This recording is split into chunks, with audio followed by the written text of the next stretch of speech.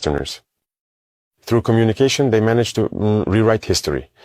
And with African history as well, they schemed everything to, spread lies.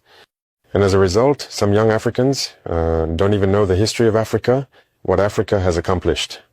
Some don't even know that our grandparents fought, were put on the front lines as cannon fodder, and when they returned, they were killed like animals.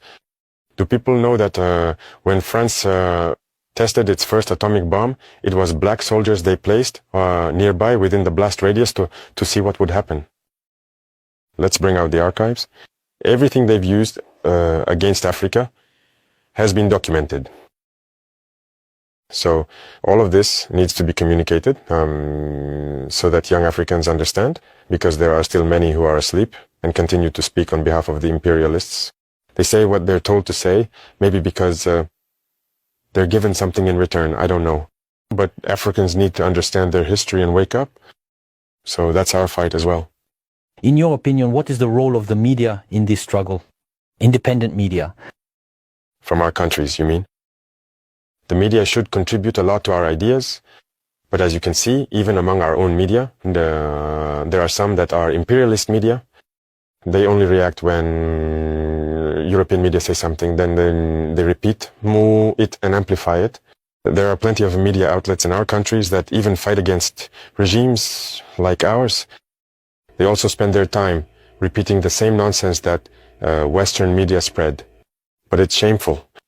If Africans behave like that, it's truly shameful. I imagine they must be ashamed to look at themselves in the mirror at night. If you're paid to spread lies about black people, that's very serious. So we are raising awareness in Burkina Faso. If you look right now,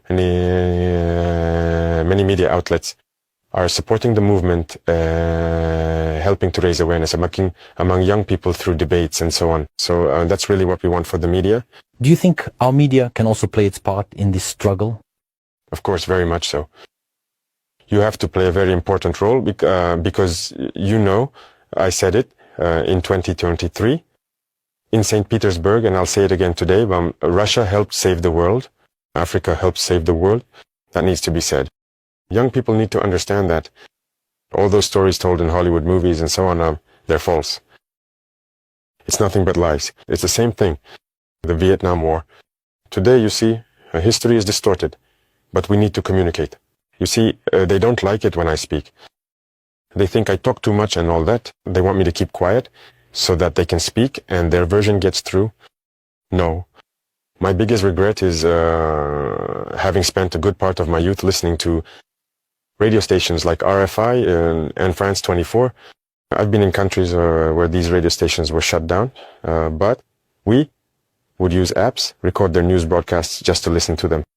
But at a certain point, something clicked, and I started to realize that they were conditioning our minds to accept what they wanted. It's their narrative they want us to learn.